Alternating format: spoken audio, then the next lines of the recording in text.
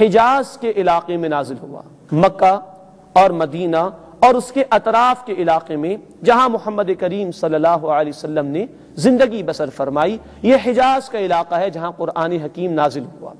لیکن یاد رہے کہ دو آیات کا ایکسیپشن ہے۔ سورۃ البقرہ کی آخری دو آیات، آیت 285 اور 286، یہ شب معراج میں رسول اکرم صلی اللہ علیہ وسلم کو ساتوں آسمانوں کے اوپر عطا کی گئی۔ تو پورا قرآن زمین پر نازل ہوا حجاز کے علاقے میں، اور سورہ البقرہ کی آخری دو آیات رسول اکرم صلی اللہ علیہ وسلم پر شب معراج میں ساتوں آسمانوں کے اوپر نازل ہوئی۔ ساتواں پوائنٹ، قرآن حکیم کس زبان میں نازل ہوا؟ رب کائنات نے اس کا جواب دیا ہے سورہ النحل آیت نمبر 103 اور سورۃ الشعراء آیت نمبر 195 میں، بلسان عربی مبین، عربی مبین میں یہ قرآن نازل ہوا، بالکل واضح عربی زبان میں۔ اللہ رب العزت نے اس زبان کو چنا ہے اور اپنے آخری کلام کو اسی زبان میں رب کائنات نے نازل فرمایا۔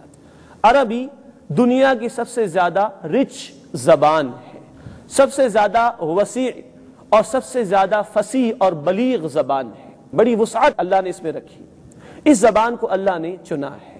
تلوار کے لیے سینکڑوں الفاظ موجود، گھوڑے کے بیان کرنے کے لیے سینکڑوں الفاظ موجود، شیر کا بیان کرنے کے لیے سینکڑوں الفاظ موجود۔ اتنی یہ رچ زبان ہے جسے رب کائنات نے چنا اپنے آخری کلام کے نزول کے لیے۔ مزید نوٹ کیجئے، لسان عربی، عربی مبین، یہ وہ زبان تھی جو دیہاتوں میں بولی جاتی تھی عرب کے معاشروں میں، اور ہم جانتے ہیں کہ اس زمانے میں بچوں کو دیہاتوں میں بھیج دیا جاتا تھا، دائیوں کے حوالے کیا جاتا تھا، اور وہاں وہ یہ لغہ فصحا سیکھ کر آتے تھے پھر شہروں میں۔ اللہ کے رسول صلی اللہ علیہ وسلم کو بھی دائی حلیمہ کے حوالے کیا گیا تھا، اور وہ اپنے علاقے میں، دیہات کے علاقے میں آپ صلی اللہ علیہ وسلم کو لے گئی تھیں۔ عربی مبین کو اللہ تعالیٰ نے اپنے کلام کے لیے چنا ہے۔ مزید نوٹ فرما لیجئے اس بات کو کہ دنیا کی زبانوں میں ڈیولپمنٹ ہوتی رہتی ہے، تبدیلیاں آتی رہتی ہیں۔ آج سے 150-200 برس کی اردو میں اور آج کی اردو میں زمین آسمان کا فرق ہے۔ شیکسپیئر کی انگریزی میں اور آج بولی جانے والی انگریزی میں زمین آسمان کا فرق ہے۔ لیکن یہ اللہ کی کتاب قرآن کا اعجاز ہے کہ جس لغہ فصاح میں، جس واضح عربی زبان میں قرآن نازل کیا گیا، اس کو اللہ نے انٹیکٹ رکھا، اس کو اللہ نے محفوظ کر لیا، اور اس عربی زبان میں کوئی تبدیلی نہیں آئی۔ سلینگ عربک ڈیفرنٹ ہے قرآنک عربک سے۔ قرآنک عربک قرآن کے نزول اور اس کی تکمیل کے ساتھ وہیں رک گئی، اور اس میں کوئی مزید اضافہ نہیں ہوا۔ آج تک وہ قرآنک عربک انٹیکٹ چلی آ رہی ہے۔ تو یہ انٹیکٹ ہونا بھی اس لغہ فصاح کا قرآن کی حفاظت کے حوالے سے ایک بہت بڑی دلیل اور اعجاز ہے کہ اسی زبان کو اللہ تعالیٰ نے اپنے آخری کلام کے لیے چنا ہے۔ آئیے 8ویں پوائنٹ کی طرف چلتے ہیں۔ قرآن کا اسلوب کیا ہے؟ قرآن کا اسٹائل کیا ہے؟ اللہ تعالیٰ نے نفی فرمائی ہے کہ یہ شعر و شاعری نہیں ہے۔ قرآن نے کہا سورہ یاسین آیت نمبر 69 اور سورۃ الحاقہ آیت نمبر 41 میں کہ یہ شعر نہیں ہے، اور نہ ہی شعر رسول اکرم صلی اللہ علیہ وسلم کے شاعر نشان تھا، تو یہ شاعری نہیں ہے۔ یہ عام معنی میں کوئی کتاب بھی نہیں ہے، جیسے عام طور پر بکس ہوا کرتی ہیں، چیپٹر 1 میں جو بات آ گئی وہ چیپٹر 2 میں آئندہ نہیں آئے گی، چیپٹر 1 میں ایک بات مکمل ہو گئی، چیپٹر 2 میں ایک بات مکمل ہو گئی، چیپٹر 10 میں ایک بات آ گئی اور کتاب مکمل ہو گئی۔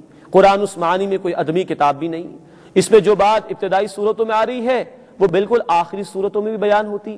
اگر قیامت کے ذکر سورۃ البقرہ کے آغاز میں ہے تو آخری صورتوں میں بھی اس کا ذکر آ جائے گا، تو اس معنی میں یہ کتاب بھی نہیں ہے۔ یہ کہا جا سکتا ہے کہ سورۃ الفاتحہ اور سورۃ البقرہ سے شروع کیا جائے اور آخری قرآن تک دیکھا جائے تو یہ خطبات ہیں تمام صورتیں جو اللہ نے عطا فرمائے۔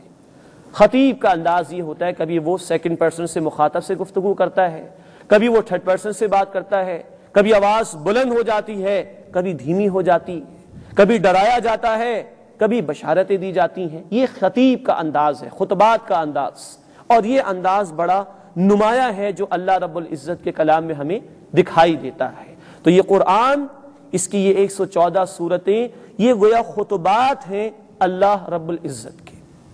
اب آئیے 9ویں پوائنٹ کی طرف چلتے ہیں۔ قرآن حکیم کی ترتیب اور اس کی تدوین، کیسے یہ جمع کیا گیا اور کیسے اللہ تعالیٰ نے اس کی حفاظت کی ذمہ داری لی۔ اب آئیے اس بات کی طرف چلتے ہیں۔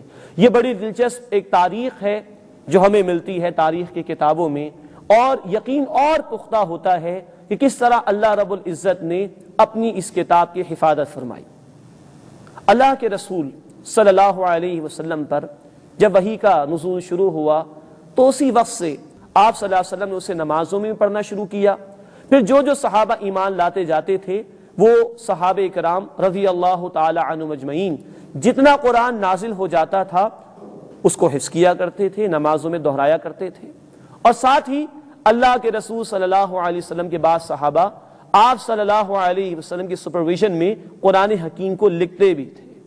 آپ کے 43 صحابہ کی ایک کمیٹی تھی جنہیں کاتبین وحی کہا جاتا ہے، وحی کے لکھنے والے، جن کی ذمہ داری یہ تھی کہ جو کچھ اللہ کے رسول صلی اللہ علیہ وسلم پر نازل ہوتا تھا تو وہ صحابہ کرام رضی اللہ تعالی عنہم اجمعین اسے لکھا کرتے تھے، اور آپ صلی اللہ علیہ وسلم اس کی نگرانی فرماتے تھے۔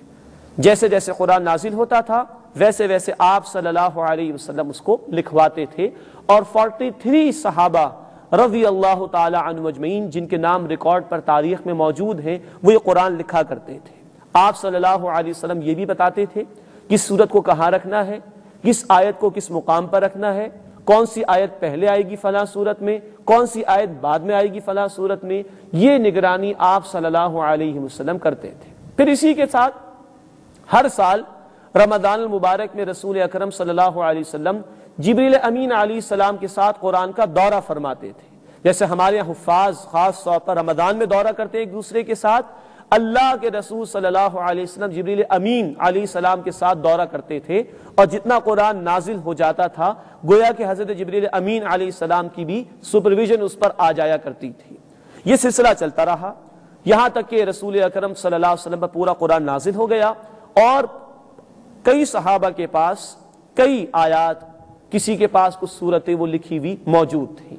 یہ بھی نوٹ فرما لیجئے کہ دور نبوی صلی اللہ علیہ وسلم سے لے کر آج تک 4 اعتبارات سے یہ قرآن کی حفاظت ہوتی رہی۔ نمبر 1، کتابت کے ذریعے سے اسے لکھا جاتا تھا۔ نمبر 2، حفظ کے ذریعے سے اسے حفظ کیا جاتا تھا۔ نمبر 3، عمل کے ذریعے سے کہ لوگ عمل کرتے تھے اور عمل کے ذریعے سے قرآن آگے لوگوں تک پہنچتا تھا۔ اور نمبر 4، تدریس اس قرآن کی ہوا کرتی تھی، قرآن کے باقاعدہ دروس ہوا کرتے تھے جس کے ذریعے سے قرآن آگے بھی پہنچا اور محفوظ بھی ہوا۔ تو نمبر 1 کتابت، نمبر 2 حفظ، نمبر 3 عمل، اور نمبر 4 تدریس کے ذریعے سے بھی قرآن کی حفاظت کی گئی ہے۔ ہاں، دور نبوی صلی اللہ علیہ وسلم میں کسی کتابی شکل میں قرآن حکیم موجود نہیں تھا جیسے آج ہمارے پاس قرآن حکیم کتابی شکل میں موجود ہے۔ اس کی بنیادی وجہ یہ تھی کہ صحابہ کرام رضی اللہ تعالی عنہم اجمعین میں سے اکثر کا انحصار جو تھا وہ حفظ پر تھا، اور انہوں نے ضرورت محسوس نہیں کی کہ کوئی کتابی صورت میں قرآن حکیم موجود بھی ہو۔ لیکن اللہ کے رسول صلی اللہ علیہ وسلم کے بعد حضرت ابوبکر صدیق رضی اللہ تعالی عنہ کا دور آیا، اور اس میں ایک ایسا موقع بھی آیا کہ ایک مہم کے دوران کئی صحابہ کرام رضی اللہ تعالی عنہ اجمعین شہید کر دیے گئے جو کہ حفاظ تھے۔